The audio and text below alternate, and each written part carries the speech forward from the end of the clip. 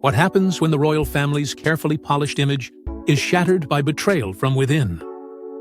This story begins with whispers in palace corridors that soon explode into the most humiliating scandal of Camilla's life. At the heart of this tale lies a monarchy that has always balanced on a fragile line tradition on one side, modern survival on the other. Every decision, every movement, every spoken word from the royals is weighed, scrutinized, and dissected, not only by the British people, but by the entire world. For centuries, that balance has held. But at this moment, with Catherine's dignity and privacy hanging by a thread, the crown itself trembled. Catherine, beloved by millions, has long carried the burden of her role as the nation's future queen. To the world, she is elegance and grace. But behind palace doors, she shoulders immense pressure. Her life, her health, even her personal struggles are not her own. Every detail must be guarded, locked away, and protected as though the stability of the kingdom itself depends on it. The people see her as the shining star who would carry the monarchy into a new age. Yet the cost of that perception has been high. She became a symbol fragile in humanity, but untouchable in image, and the weight of that expectation grew heavier with each passing year. It began quietly, as all scandals do. A whisper from a physician here, a quiet observation from a staff member there.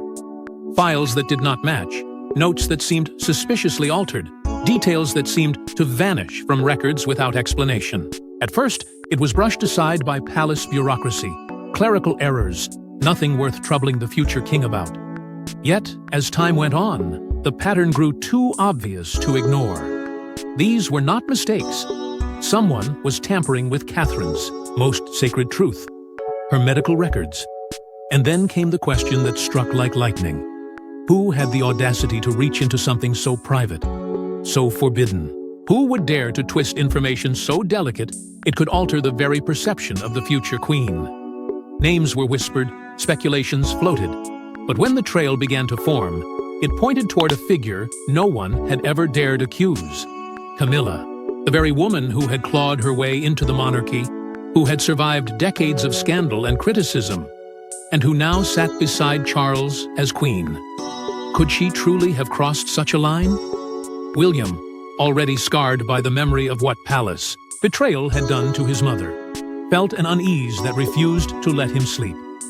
Protective instincts turned to suspicion, suspicion to anger, and anger to cold resolve. His life had been shaped by watching Diana suffer under the weight of manipulation, secrets, and betrayal. Now, history seemed to be replaying itself, only this time. The victim was Catherine, the woman he had vowed to protect at all costs. He could not let it happen again. What made the whispers unbearable was the sheer scale of their implication. If Camilla had indeed tampered with Catherine's records, it was not just a petty act of jealousy. It was an assault on the very future of the monarchy. It was a strike at William himself, at his children, at the image of stability they had fought to maintain. To alter Catherine's medical truth was to shake the foundation of everything the crown stood upon. The palace grew heavy with tension. Staff avoided eye contact. Conversations cut short as William walked by.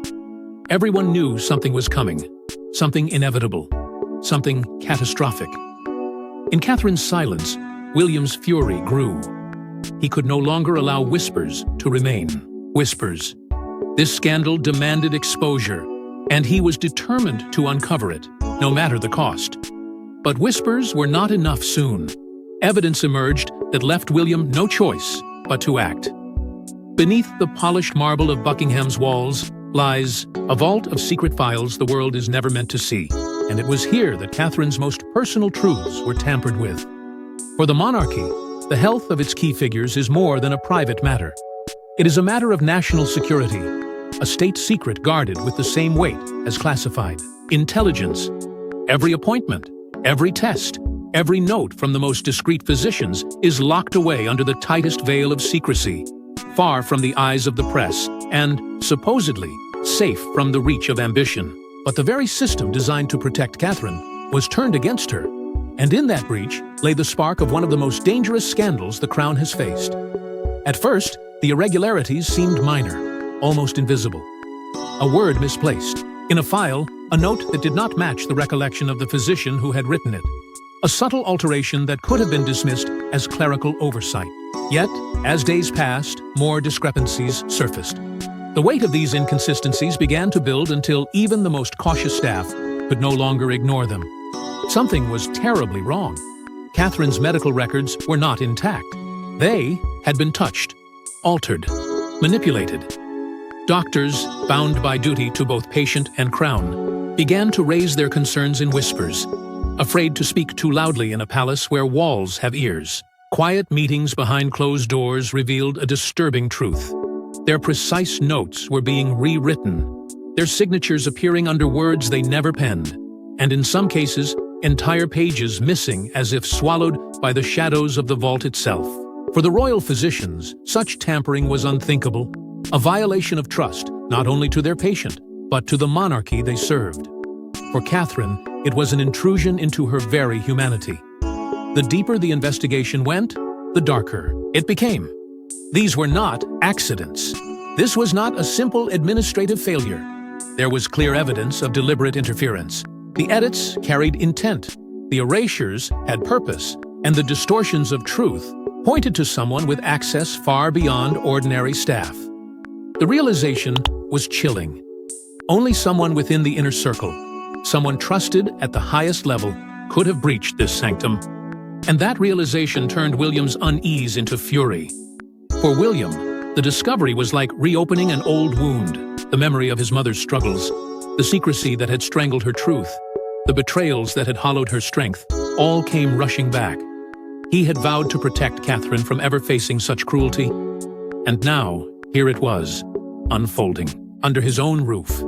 To see his wife's health weaponized in palace games was unforgivable. The betrayal was not abstract, it was intimate, and it cut to the core of everything he valued. His love for Catherine, his duty to his family, his future as king. And as the trail of tampered files was followed with quiet determination, the shadow it led to was one William had feared but dared not name. The subtle hand behind the interference was not a faceless staff member, not an anonymous official, but someone far closer, someone who had always viewed Catherine as a rival in grace and adoration. The signs pointed toward Camilla, the queen, herself, weaving her hand into matters far beyond her right. What began as whispers now carried the weight of evidence, and William knew that the silence could no longer hold. And when William confronted his stepmother, the palace halls echoed with a rage that could no longer be silenced. For years, William kept his distance, tolerating tensions for the sake of peace. But when Catherine's safety and dignity were threatened, restraint gave way to fury. His life had always been divided between two worlds: the husband who cherished his wife, and the heir who bore the crushing weight of an ancient crown. For so long, he had walked that narrow line with discipline, choosing silence when provoked, choosing diplomacy when attacked. Yet the moment he realized Catherine's most private truths had been violated, something inside him shifted. The mask of composure cracked, and beneath it burned the fire of a man who would no longer endure betrayal. At first, disbelief carried him. He searched for excuses, for logical explanations, for any reason not to believe that someone so close could be capable of such cruelty. But with each new fragment of evidence, denial grew impossible. The altered files, the missing records, the physician's quiet testimonies, all threads in a web that tightened around one conclusion. It was not an error. It was not a mistake. It was deliberate. And that knowledge carved itself into William's mind with the force of iron. For Catherine, the impact was devastating. To know that her most sacred privacy had been violated left her shaken, exposed, and humiliated. She was a woman who had endured the relentless gaze of the public with unyielding grace, who had transformed scrutiny into strength. But this was different. This was personal. It was a wound that cut deeper than gossip or speculation. It was her health, her dignity, her very humanity laid bare in the cruelest of ways. She tried to hold her composure, but William could see the pain in her eyes, and it tore him apart. It was then that memories of Diana flooded his heart. He recalled the whispers, the betrayals, the isolation his mother endured within the palace walls. He remembered watching her light dimmed by forces she could not control. forces that should have protected her, but instead conspired against her. William had sworn, silently and fiercely, that he would never let history repeat itself, not with Catherine, not with the woman he loved. Yet here it was, unfolding again, the same patterns of cruelty, the same shadows creeping through corridors. That should have been sanctuaries. The thought hardened his resolve. No longer would he remain the patient mediator, the son who kept his silence for the sake of appearance. He would not stand idle while his wife was undermined, his children's mother humiliated, his future queen sabotaged. The heir to the throne was ready to cast aside diplomacy and show the full force of his fury. His anger was no longer private.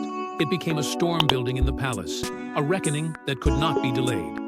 The confrontation was inevitable. Every moment of silence, every ounce of restraint had been stripped away. What remained was a man pushed to the edge, ready to defend his family at any cost. The tension between William and Camilla, simmering for years, had finally reached its boiling point. There would be no polite words, no hidden negotiations, only an eruption that would leave scars across the monarchy itself. Camilla never expected William to come storming into her chambers, but that night, he did. The storm broke in Windsor Castle, shouting that rattled the gilded halls, accusations that could never be taken back. William versus Camilla, the heir versus the queen. The tension that had smoldered for years finally erupted into a clash so fierce that those who witnessed it would never forget the sound of William's voice cutting through the silence of centuries-old stone. He entered not as a hesitant son-in-law, but as a man enraged, demanding the truth about the one violation he could never forgive: the tampering with Catherine's records. His words were sharp, unrelenting, echoing with the weight of betrayal, and the rage of a husband determined to defend the woman he loved. Camilla, caught off guard, met his fury with disbelief and denial. At first, she tried to dismiss his accusations as nonsense, as if the heir had been misled by palace gossip. She insisted that the claims were exaggerated, born of paranoia, or whispered into his ear by staff with agendas of their own. But William had the evidence. He had the notes, the testimony, the proof that her fingerprints were all over the scandal. When denial no longer shielded her, Camilla shifted tactics. She turned the blame outward, suggesting it was the work of overzealous aides or anonymous clerks who had acted without her knowledge. Yet the evasions only deepened William's fury. The confrontation escalated until the truth was stripped bare. William accused her of endangering Catherine, of violating the sanctity of trust within the family, of undermining the very stability of the crown. Every word was laced with pain, but it was also laced with conviction. He was no longer speaking as a stepson, but as a protector and a king-in-waiting. In his eyes, Camilla had crossed a line that could never be uncrossed. He reminded her that Catherine's life was not a pawn to be moved in palace games, nor was her dignity something to be gambled with in a struggle for relevance. Camilla, pushed into a corner, made her most audacious claim, yet that she had acted for the good of the crown. She insisted that everything she had done was to protect the monarchy from weakness, that her interference was born out of duty, not malice. But the words rang hollow in William's ears. He saw them not as devotion, but as the final mask of manipulation. For him, this was not service to the monarchy, it was sabotage cloaked in justification. The air grew heavier with each passing second, until the entire castle seemed to tremble under the force of their argument. Those who heard it described William's voice as unlike anything they had known from him before. Not calm, not measured, not royal. It was furious, searing, filled with the echoes of Diana's suffering and Catherine's pain. It was the voice of a man who had been pushed beyond endurance, who had witnessed one betrayal too many. The words he spoke were final, and in them there was no forgiveness, no negotiation, only judgment. The decision came swiftly, shocking in its finality. By the time the confrontation ended, there was no turning back. The heir to the throne had drawn a line in the sand, and the queen had been found on the wrong side of it. By dawn, Camilla's belongings were packed, and the order was clear. She was to leave. While William battled in public, Catherine fought in silence, her dignity tested, her trust broken. her health weaponized in palace games. For a woman who had carried herself with such poise under the relentless glare of the world, the discovery that her most intimate records had been violated was a wound far deeper than gossip or scandal. It was a breach of her humanity. She had expected scrutiny. She had braced herself for headlines, but never could she have imagined that betrayal would come not from strangers, but from inside her own family's circle. The moment she realized, her privacy had been stripped away. She felt the ground beneath her shift, as if even the walls of the palace could no longer be trusted. The fear that followed was suffocating. What has been altered? What had been taken? What might already be in the wrong hands? Her mind turned to the possibility of her most personal struggles being twisted into weapons of rumor and manipulation. Every secret test, every whispered conversation with her doctors, every vulnerability recorded on those pages could have been used against her. The fear wasn't just about exposure. It was about humiliation, about the world seeing her not as the strong, graceful figure she had fought to be, but as fragile, weak, and unworthy of the crown she was destined to wear. In those dark moments, Catherine could not help but feel echoes of Diana's suffering. She thought of her mother-in-law, stripped of privacy, manipulated by forces that claimed to protect her, but only sought to control. She thought of the loneliness Diana endured, and for a fleeting moment, Catherine felt the shadow of that same isolation. The comparison was haunting, as if history itself had looped back to strike the very woman Diana's son had chosen to protect. Catherine had feared public intrusion, but she had not anticipated a betrayal so sharp, so close, so deliberate. Yet even in her despair, Catherine did not allow herself to break.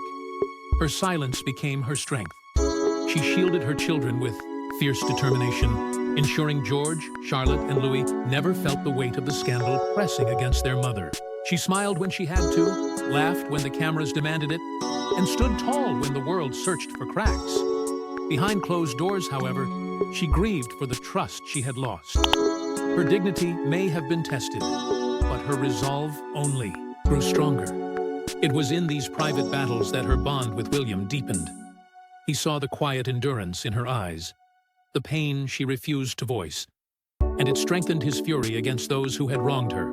The scandal, meant to weaken her, had instead fortified the marriage at the heart of the monarchy. Together, they carried the storm, leaning on one another in ways the world would never fully understand. Catherine's silence was not submission. It was resilience, a refusal to let Camilla's interference define her story or fracture her spirit. And though she carried her suffering with grace, the kingdom watched and demanded answers. For the people, the violation was unforgivable, and they wanted to know the motive behind it. Catherine's struggle was only the beginning. The true question loomed over the monarchy like a storm cloud ready to burst. But as Catherine tried to heal, the kingdom demanded to know, why had Camilla done it? Every scandal hides a motive, and Camilla's reason was more twisted than anyone dared admit. To the public, she had finally secured her crown, sitting beside Charles after years of scorn and suspicion. But within the palace walls, her throne was never secure. For all the titles and ceremonies, she remained haunted by one truth. She would never be Diana, and she would never command the love that Catherine so effortlessly inspired. That insecurity gnawed at her, a shadow that followed her into every room, every smile, every photograph. And it was this shadow that began to drive her actions in ways no one could have foreseen.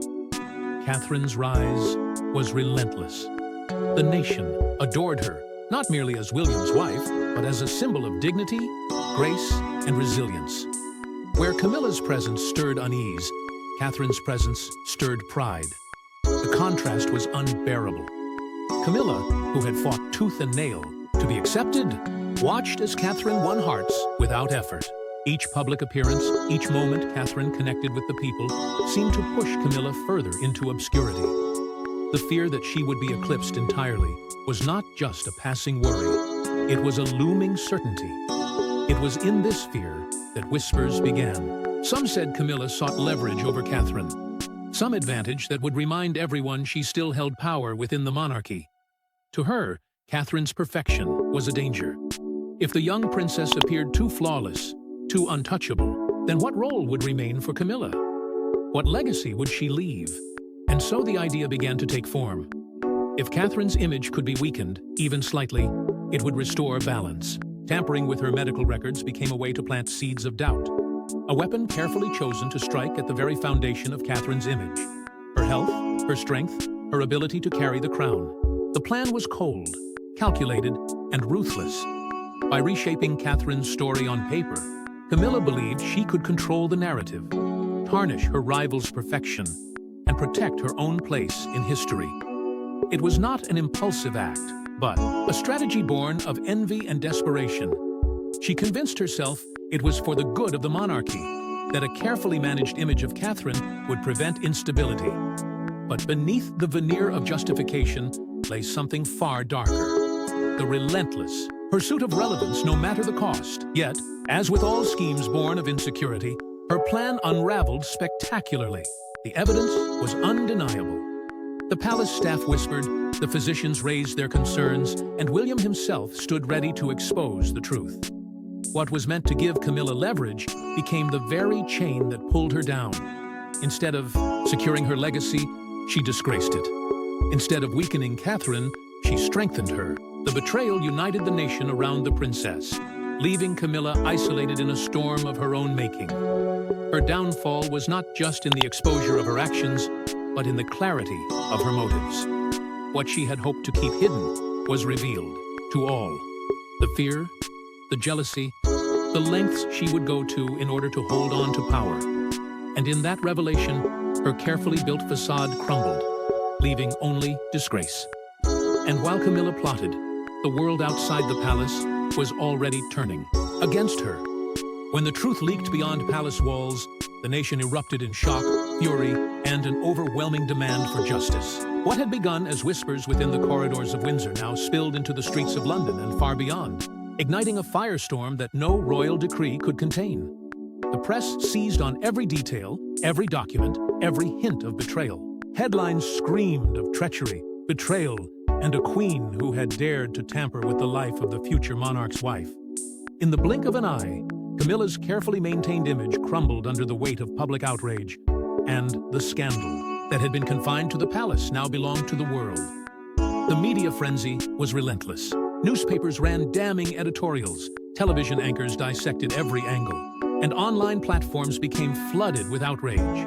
Stories of Catherine's quiet suffering and William's rage against his stepmother dominated every conversation.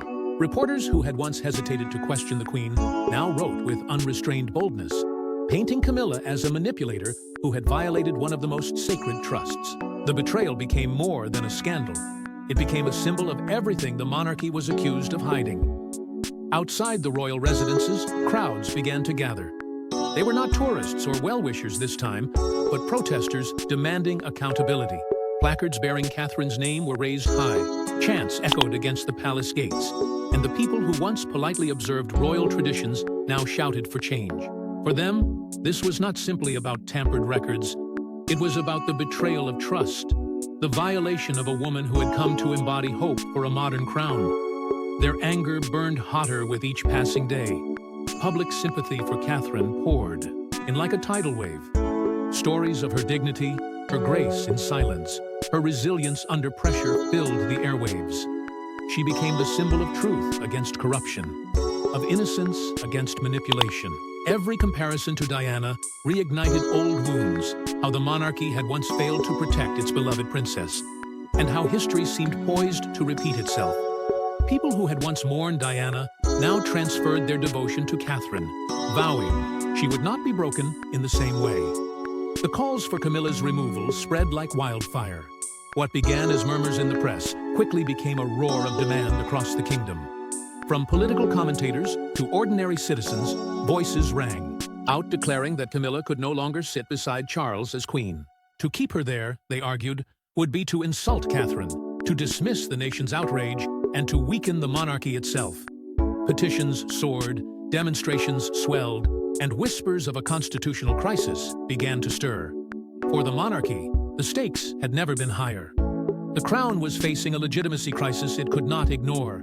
To protect Camilla risked alienating the public, To cast her out risked exposing deeper fractures within the family. The institution that thrived on silence, secrecy, and composure now found itself forced into the open by the people it was meant to lead. The balance between survival and collapse teetered dangerously, and William understood that compromise was no longer an option. And as public anger grew, William knew exile was not enough. Camilla's fate had to be sealed. It ended not with ceremony, but with banishment, a queen cast out by the very family she thought she controlled. After days of mounting pressure, after the fury of the people and the rage of William, the moment of reckoning could no longer be delayed. William's voice, once calm and measured, now carried the weight of judgment. He made it clear that Camilla would not remain in the royal residence. His declaration was official, direct, and unyielding. She was to leave, stripped not of her crown by law, but of her presence in the palace by his command. It was the final blow in a battle that had consumed the monarchy, a decision both personal and symbolic, one that would echo across history. Her departure was nothing short of humiliation. There was no ceremony, no farewell, no public display of dignity. Instead, there was the quiet shame of a queen's belongings being packed under the eyes of staff who once bowed to her authority. Every box carried away was another reminder of her fall. And though no cameras were permitted inside, the whispers spread quickly how she walked through the corridors with her head lowered, how silence followed her steps, how even the portraits on the walls seemed to bear witness to her disgrace. The woman who had once fought so fiercely to claim her place at the side of the king, now left in silence, banished by the will of the heir. The absence of Camilla beside Charles became the most powerful symbol of all. At public events, the empty space where she once stood told a story louder than words. The king appeared diminished, no longer the unchallenged figure of unity, but a man fractured between loyalty to his wife and the authority of his son. Every glance at the throne revealed a void, a reminder that the monarchy itself had been reshaped by scandal. The people saw it not as weakness, but as justice served. Catherine, once the target of betrayal, now stood strong, her presence unbroken, her dignity restored. For Charles, the torment was unbearable. To choose between his wife and his son was a choice no father and no king should ever face. Yet when the moment came, his silence was his answer. He neither defended Camilla nor challenged. William, his refusal to fight for her place, revealed the depth of his conflict and the limits of his power. The king, trapped between love and legacy, surrendered to the storm. His silence spoke louder than any decree. He would not defy the future that William embodied. In Catherine's quiet triumph, the people found solace. She had endured betrayal and humiliation, yet she remained a pillar of grace. Her strength was not in loud words or public defiance, but in resilience, in standing unbroken when others tried to break her. In her silence, the nation saw victory, and in her steadiness, they saw the promise of a monarchy reborn. And so, the crown shifted its weight toward a new future. The scandal that had once threatened to collapse the institution instead became the crucible through which it was reforged. The people looked to William and Catherine not as victims of treachery, but as leaders of renewal. Camilla's exile became the turning point, the moment the monarchy chose survival through sacrifice. Yet, even in banishment, her presence lingered, a shadow that could not be erased so easily. But even as Camilla disappeared from the palace, her shadow still lingered in the halls of power. The scandal ended one chapter, but opened another. A monarchy, scarred, a future rewritten, and questions that may never be answered. Catherine emerged with her dignity restored, yet the wounds of betrayal lingered beneath the surface. Though she stood unbroken, the memory of her trust being violated would remain etched into her heart. William, hardened by the ordeal, stepped forward as both protector of his family and defender of the crown, his authority strengthened by the fury he had unleashed. Camilla, once certain of her influence, was left in isolation. Her downfall became the defining mark of her legacy, a reminder of how ambition turned into disgrace. Charles, meanwhile, was diminished, trapped in silence, unable to reconcile the rift between his wife and his son. The monarchy itself shifted, reshaped by the fracture caught between the old guard that clung to secrecy and the modern force of transparency embodied by William and Catherine. Yet even in the aftermath, the palace walls whispered of truths still hidden, secrets waiting to be unearthed. And so the story closes for now. But, as history has shown, royal secrets never stay buried for long. Thanks for watching. Don't forget to like and subscribe, and we will see you in the next one.